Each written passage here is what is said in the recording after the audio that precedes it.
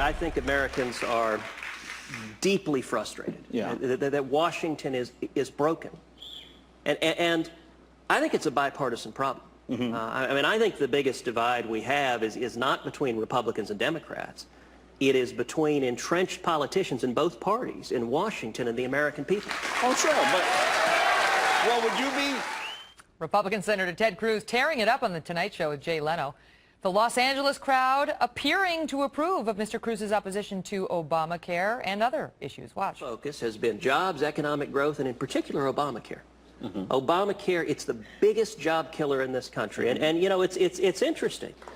Well, let me ask you something. I'm a big believer in health care reform. I think we ought to reform health care so that it's personal, it's portable, it's affordable. We ought to empower patients rather than government bureaucrats getting between you and your doctor. Let me ask you. Now, you're a likely candidate. How about that?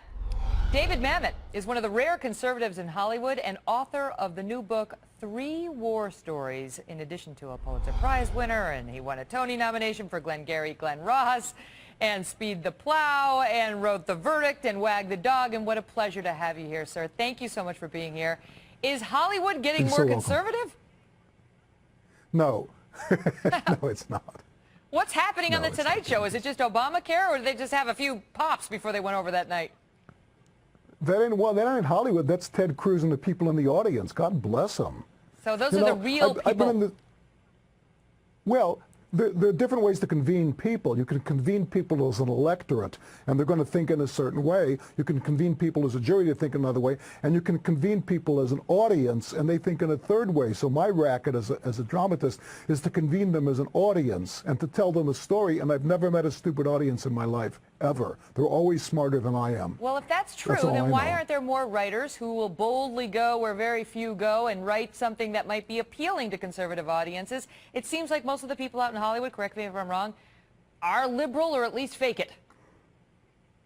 Well, that's true, because the people who are faking it are legitimately frightened for their jobs. But the drama is not a means to convey political views. So a conservative, I would think, and myself, I know, understand that. It's like being a psychiatrist at the party. When you're at work, you're a psychiatrist. When you go out to a dinner party, someone who says to you, "Doc, tell me about why I hate my mother," that's inappropriate. Just so when someone writes a drama, for him or her to use that drama to put forward a political belief is inappropriate. Conservatives believe in smaller government and in the power of the electorate, so I think that we're less likely to try to use a dramatic forum to warp people's political views. Do you get pushback, though? We just had actor Vince Vaughn come out and declare himself a conservative, and people talked about how, oh, he's out with it. He outed himself. Have you received pushback since you've declared your political views?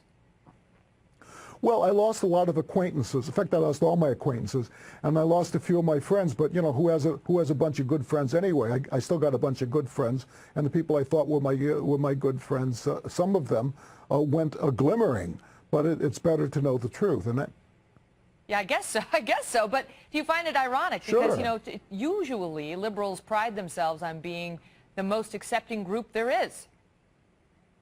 Well, it's not ironic. It's absurd. Of course they pride themselves on being the most accepting group there is. But, you know, as the rabbis say, if you're not sure what to atone for, examine your good deeds. Yeah, here's my next question for you. You heard our interview with one of the architects of Obamacare. Your thoughts on that law, which seems to be causing quite a ruckus, even on the West Coast? Well, that guy's screwed, because if you listen to him, he's a scientist, and he was correct in 2010, but he can't come out and answer your questions directly because he's trying to promote an agenda. So you cannot both promote an agenda and be a scientist, because the essence of science is doubt. Is to follow truth wherever it leads. And if I may, that's also the essence of drama, is to follow the truth of human interaction wherever it leads. And you can't do that while you're also trying to promote a political agenda, because you always end up with me and my tractor. You know, anybody can come out there and mouth, you know, anybody can mouth the essential verities, but so what? That's no fun. Interestingly, you've got not some of these theories, but some interesting theories in your new book, 3 War Stories.